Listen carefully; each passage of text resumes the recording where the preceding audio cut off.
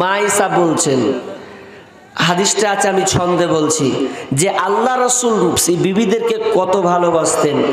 মা ঈসা বলে, আমি যে পানি পিতাম ফিরে সেই পানি আমি নবীকে দিতাম।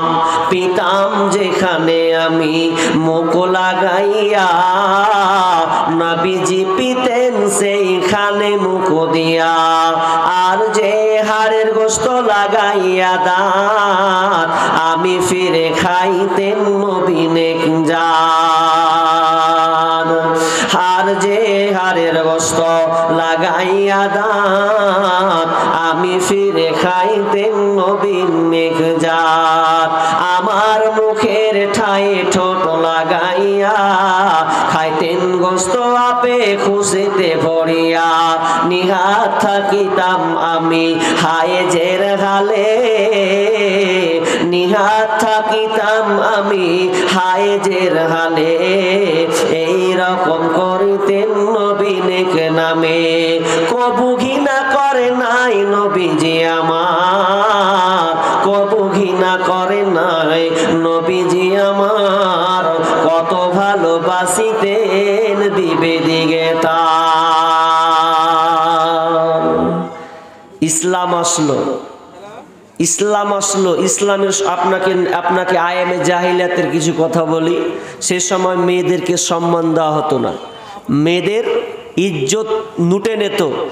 একটা মেয়ে এখান থেকে ওখানে যেতে পারতো না, জীবন্ত মেয়েদেরকে কবর দিত। এই জন্য আল্লাহ সুবহানাহু ওয়া তাআলা সূরা নাহালের 52-53 নম্বর আয়াত আল্লাহ সুবহানাহু ওয়া তাআলা নাজিল করলেন। কি বললেন? বিসমিল্লাহির রহমানির রহিম। وَإِذَا بُشِّرَ أَحَدُهُم بِالْأُنثَى ظَلَّ وَجْهُهُ مُسْوَدًّا وَهُوَ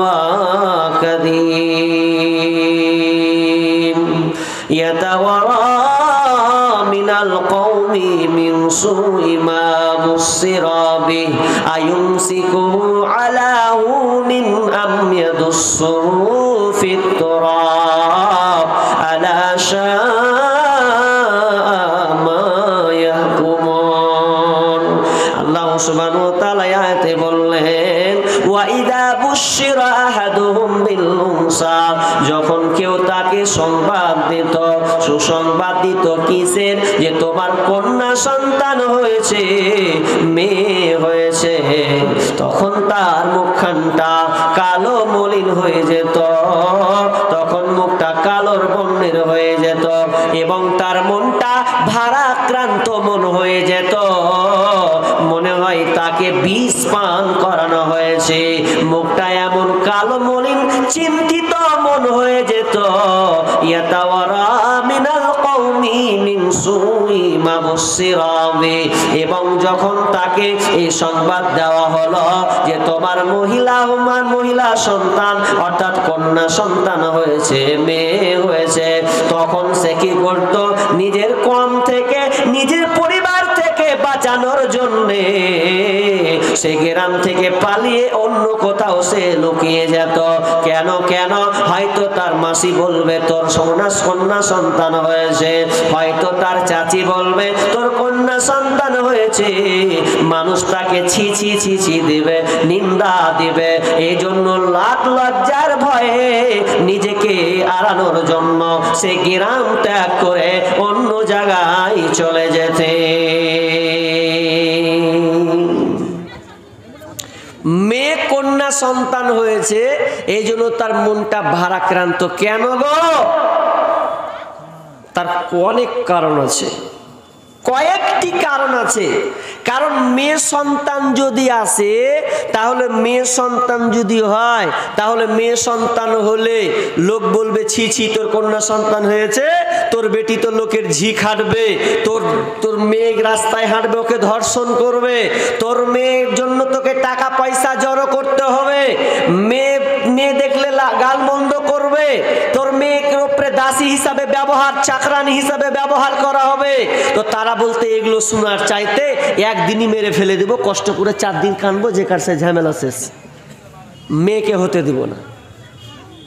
এই আয়াতটা বলতে গিয়ে আর একটু এখানে মিডিলে কয়েক আমার যুবক ভাই এবং বাপজিদেরকে বলি, ধ্যান করে শুনেন কথাটা, যে তারা এই কারণে গলা টিপে মারত অথবা মানে কবর মানে মাটি খনন করে তাদেরকে পুঁতে দিয়ে আসতো, এই কয়েকটি কারণে। বরঞ্চ আমরা ইদানিং বর্তমানে এটা করি, গর্ত খনন না করলেও আমরা মেয়েদেরকে মেরে ফেলি, ছুরিবিহীন তাদেরকে মারি। আপনি মারবেন না? আচ্ছা, আপনার মেয়ে যদি 16 বছরের হয় আর যদি অন্য ছেলের হাত ধরে পালিয়ে যায়, তাহলে আপনার মনটা কেমন করবে? অনেক তো বাপ বলবে যে খালি আয়, বস্তা লবণ করবো, পুঁতে দেবো, গেঁড়ে দেবো, তারপর কোন কথা আছে বলে না, যে তোর মান সম্মান সহ্য করতে পারবো না, তুই আমার মুখে চুলকানি মেরে চলে গেলি, তোকে আইলি পুঁতে দেবো। কত কষ্ট বহন করে বলে। আর দ্বিতীয়ত, আমরা মেয়েদেরকে পুঁতে দিয়েছি, যদিও একটু এক্সচেঞ্জ হয়েছে। আপনি হয়তো গর্ত খনন করেন না, তবু আপনি মেয়েকে হত্যা করছেন কিভাবে? আচ্ছা বলেন, আপনার 4টা বেটা, 2টা মেয়ে, 4 বেটাকে আপনি জায়গা জমি কতটুকু লিখে দিয়েছেন আর মেয়েকে আপনি কতটুকু দিয়েছেন? আপনি এটি তাকে আপনি মারছেন না? ছেলেকে তো আপনি জমি লিখে দিলেন 10 কাঠা করে নিয়ে নিবি, আর বেটিকে বলছে হাওয়া মাপ দিয়ে দে, হাওয়া মাপ, তোমার কুটকুটানি বের করে ছাড়বে, বিচারের মাঠ খালি আসতে দাও, হাওয়া মাপ। আপনাকে বলি, কোনো মেয়ে মন থেকে মাপ করে না। আপনাকে চ্যালেঞ্জ করলাম, কোনো মেয়ে আপনাকে মন থেকে ক্ষমা করবে না। হতে পারে সে মাপ করবে এটার কারণে যে আমার বাপের বাড়িতে আমাকে উঠতে হবে, ভাইয়ের বাড়িতে আমাকে উঠতে হবে, বিধায় সে লজ্জিত হয়ে এই কথাগুলো বলতে পারে না। কিন্তু কোনো মহিলা মন থেকে মাপ করে না। আপনি খোঁজ নিবেন ভালোভাবে। এটা 1 টাকা 2 টাকার ব্যাপার আছে, জমি জায়গা, এটা 1 টাকা 2 টাকার ব্যাপার নয়। আর এটা ওয়ারিসের মাল। আপনি কি মেয়েকে, অনেকে আবার বাপজিকে বলছে, এই বেটারা তোরা সদর গালা নিয়ে নিবি, আর বেটি গালাকে বলছে ওই যে মাঠের পুকুরে ধারে পড়ে সালা চাষও হয় না, কিছু হয় না, বাঁশ ঝাড়ে বলছে ওগুলা তোরা নিবি। কোথায় পেলেন? আপনি মেয়েকে দিয়েছেন জমি জায়গা, রেডি হন আপনি। মেয়েকে তো আপনি দুনিয়া তো আপনি ওকে হত্যা করছেন, সে আপনি গর্ত খনন না করেন। এটাও মনে রাখবেন। একজন বক্তা বলছেন, ভালো দামি আলেম গো, তো বলছে কেউ যদি জাহান্নামী দেখতে চাও, দুনিয়াতে যদি কেউ জাহান্নামী লোক দেখতে চাও, তাহলে ওই লোকটাকে দেখো যেই লোকটা বেটির জমি মেরে খেয়ে বেটাকে দিয়েছে। আমার কথা নয়, একজন আলেম, বিশাল বড় মাপের আলেম, তিনি বলেছেন যে জাহান্নামী লোক যদি দুনিয়ায় দেখতে চাস, হাঁটছে এখান দিয়ে, দেখ বেটির জমি খেয়ে বসা আছে, নিজেকেও হাজি সাহেব দেখাচ্ছেন যে আমি হাজি হজ করেছি। তোমার তাহাজ্জুদ পড়ে কোনো 5 পয়সা লাভ হবে না যদি মেয়ের জমি তুমি আত্মসাৎ করে রেখেছো। মেয়ের জমি তোমাকে বুঝিয়ে দিতে হবে, মেয়ের জমি তোমাকে বুঝিয়ে দিতে হবে, নাহলে তোমার বাঁচার কোনো পথ নাই। খালি বললি হলো 1 কাঠা 2 কাঠা লেদে হাওয়া মাপ, এটা চলবে না। এটা হচ্ছে তার অংশীদার, এটা সে তার ভাগ ওয়ারিসের সম্পত্তি মাল, মেয়েও পাবে। পুরুষ যদি 2 ভাগ পায় তাহলে মেয়ে 1 ভাগ পাবে, তুমি 10 কাঠা পাবে, তো তোমার বোন 5 কাঠা পাবে। এতে হাত কলম চালাবার তোমার কোনো উপায় নাই। এটাই গেল। চলেন আমি আয়াতটা পড়েছি, আয়াতটা আবার দেখেন। আল্লাহ তাআলা বলছেন যে তারা মেয়ে কন্যা সন্তান হলে তাদেরকে টুটি চিপে মেরে ফেলে দিত। কেন? যে মেয়ে গ্লানির কারণে, তার এই টেনশনের কারণে যে মেয়ে আমার হবে, মেয়ে বড় হয়ে তার সম্মান পাবে না। কেন মারতে জানেন? আপনাকে এবার আমি বুখারীর হাদিস নিয়ে যাব। হাদিসটি বর্ণনা করছেন মা আয়েশা রাদিয়াল্লাহু তাআলা আনহা। তিনি নিজেই বলছেন যে অসভ্যতার যুগে, সেই সময় জাহিলিয়াতের যুগে 4 ধরনের মেয়েদের বিবাহ হতো, 4 কোয়ালিটি, 4টা নিয়মে বিবাহ হতো। কিন্তু মেয়েদের ওগুলো বিবাহ নয়, মেয়েদেরকে অপদস্থ করা হতো। মা আয়েশা বলছেন প্রথম নম্বর হতো যে একটা মেয়ে যেমন স্বাভাবিক আমরা বিবাহ করি, একজন গার্জেনকে যায় যে বিবাহ করে, সে গিয়ে বলে আপনার মেয়েকে বিয়ে করতে চায়, মোহরানা নির্ধারণ হয়, এরপরে একটা বিবাহ হয়। একরকম নিয়ম আছে। নাম্বার 2 আরেকটা নিয়ম, এত অসভ্য মানে তখন অসভ্যতার যুগ, জঘন্য কাজ হতো। কেমন কাজ? যে একটা মেয়ে যখন তার বিবাহ হলো, স্বামীর ঘর গেল, স্বামীর ঘর যাওয়ার পর ওই স্ত্রী মানে স্ত্রীকে স্বামী বলতো, শোন শোন, তোর প্রথম মাসিক যদি বন্ধ হয়ে যায়, প্রথম মাসিক কমপ্লিট হওয়ার পর তুই এবার এমন একটা লোকের কাছে যাবি, যে লোকটা হলো দামিওয়ালা লোক, ওয়েটওয়ালা লোক। সেই লোকটার কাছে তোকে যেতে হবে, তার বিছানায় ঘুমাতে হবে, তার সঙ্গে থাকতে হবে। কতদিন পর্যন্ত? যতদিন পর্যন্ত তুই গর্ভবতী না হবে, যতদিন পর্যন্ত পেটে সন্তান না আসবে, ততক্ষণ পর্যন্ত তুই ওর বিছানায় থাকবি। কত জঘন্য! নিজের স্বামী বলতো স্ত্রীকে যে যা গিয়ে তুই ওখানে ওই বড় লোক, যে ভালো লোক, একদম পণ্ডিত লোক, ওর কাছে যাবি, ওর সঙ্গে মিলন করবি, মিলন করে যতদিন পর্যন্ত গর্ভবতী না হবে, পেটে সন্তান না আসবে, ততদিন পর্যন্ত ওর কাছে থাকবি, যখন আসবে তখন আবার রিটার্ন। এটা একটা গেল। নাম্বার 3 নাম্বার বিয়ের নিয়ম ছিল যে একটা মহিলা যখন 10 জন পুরুষের সঙ্গে জেনা করত, 10টা পুরুষ 10 জন যুবক এসে মেয়েটার কাছে হাজির হতো রে। এরপরে তারা গভীরে মিলনে তারা চলে যেত।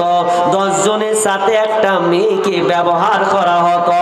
এরপরে যখন আপনার মিলন হওয়ার পর যদি ওই মেয়েটার পেটে সন্তান আসতো বা সন্তান যদি আসতো, তাহলে সন্তানটা কার হবে? কার? কারণ একসাথে 10 জন পুরুষ তার সঙ্গে জেনায় লিপ্ত হয়েছে, তখনও বিয়ে হয় নাই। বিয়েটা কিভাবে হচ্ছে দেখেন। তাহলে 10 জনের সঙ্গে জেনা করেছে, এবার ও যখন পেটে সন্তান এলো, তখন ওই মহিলা যে 10 জনের সঙ্গে জেনায় লিপ্ত হয়েছে, কুকর্মে লিপ্ত হয়েছে, তাদের 10 জনকে ডাকা হতো, বলতো ভাই তোরা 10 জন আয়, আমার পেটে সন্তান হয়েছে। তখন মেয়েটা পছন্দ করতো কে আমার স্বামী হবে, কে আমার স্বামী হবে। তো মেয়েটা যদি বলতো যে আমার এটা স্বামী, তুমি আমার স্বামী হবে, তখন তারা এক কথায় রাজি হয়ে যেত, কারণ মেয়ে যেটা পছন্দ করত ওটা তার স্বামী, তো তাকে স্বামী হিসাবে চয়ন করে নিত। অসভ্যতার যুগ। 3টা গেল। আর একটা মায়েশা বলছেন কেমন ছিল? 4 নম্বর পদ্ধতি, মেয়েদেরকে কেমন করে ব্যবহার করা হতো, কি তাদের সম্মান? কোনো তাদের সম্মান ছিল না। তখন তারা 4 নম্বর মায়েশা বলছেন যে এক প্রকার মহিলা, ওই মহিলা একটা ঘরে থাকতো, ঘরে একটা আপনার কিনা পতাকা টেঙে দিত, পতাকা মানে উঁচু করে টেঙে দিত। তার মানে মানুষ জানতে পারতো যে এই পতাকা টাঙার কারণ হচ্ছে এই মেয়েটা হচ্ছে দেহ ব্যবসায়ী মহিলা, এই মহিলাটা তার মানে পতিতালয়, তার মানে এই জায়গাটা পতিতালয়, বেশ্যালয়, আর এই মেয়েটা দেহ ব্যবসায়ী। তখন তারা অনেকে আসতো, মেয়েটার সঙ্গে খারাপ কাজে লিপ্ত হতো, এক কথায় ব্যভিচারে লিপ্ত হতো। ওই মেয়েটাকে উপভোগ করার পর যখন তারা সবাই চলে যেত, হঠাৎ করে যখন ওই মেয়েটা গর্ভবতী হতো, মেয়েটার পেটে যখন বাচ্চা আসতো রে, তখন ওই মেয়েটা আবার ওই আপনার কিনা পুরুষদেরকে ডাকতো। ডাকার পর তিনি চয়ন করতেন কার সন্তান হবে, কে কোন টাকার সন্তান। তখন তিনি আপনার কিনা কাহিনকে ডাকতেন, কবিরাজকে ডাকা হতো। কবিরাজ যখন আসতো তখন বলে দিত কোন টাকার সন্তান হবে। তখন তারা কবিরাজ যখন হাত চালিয়ে বলে দিত যে এটা হবে তার সন্তান, তো তারা এই হিসাবে মেনে নিত। কোনো বাপ চাইবে এগুলা নিয়ম? জি চাইবে না। জাহিলিয়াত কত খারাপ। তাহলে কে বলেন তো কোন লাজে একটা মেয়েকেও মানুষ করবে? এরকম যদি কাণ্ড হয়, ধরবে আর খাঁচা খাঁচা নিয়ে চলে যাবে, ধরবে আর মেয়েটাকে ফেলে দিবে। তো কোন বাপ চাইবে যে আমার মেয়ে বাঁচুক? ও আগেই সিদ্ধান্ত নিয়ে নিছে, যেমনই জন্ম নিবে মেয়ে আছে তো মেরে ফেলে দে, 2 দিন 4 দিন কানবো, যা হয় হবে। কিন্তু এরকম জঘন্য কাজ হতে দিব না। কোনো বাপ চাইতো না যে আমার মেয়ে এভাবে নিষ্ঠুরতা অবলম্বন করবে, তাকে অপদস্থ করা হবে, লাঞ্ছিত করা হবে, এটা কেউ চাইতো না। আল্লাহ সুবহানাহু ওয়া তাআলা এই জন্য বলছেন, ওয়া ইযা বুশিরা আহাদুহুম বিল উনসা যাল্লা ওয়াজহুহু মুসওয়াদ্দান ওয়া হুয়া কাযীম ইয়াতাওয়ারা মিনাল কওমি মিন সুই মা বুশিরা বি। তারা সিদ্ধান্ত নিত যে মেয়েটাকে রেখে দেবে না পুঁতে দেবে, মেয়েটাকে বাঁচিয়ে রাখবে না মেয়েটাকে পুঁতে দেবে। আলা শাআ মা ইয়াহকুমুন। তারা সিদ্ধান্ত নিত, সিদ্ধান্ত কত যে জঘন্য সিদ্ধান্ত ছিল, কত যে জঘন্য ছিল যে তারা মেয়েটাকে হত্যা করে দিত।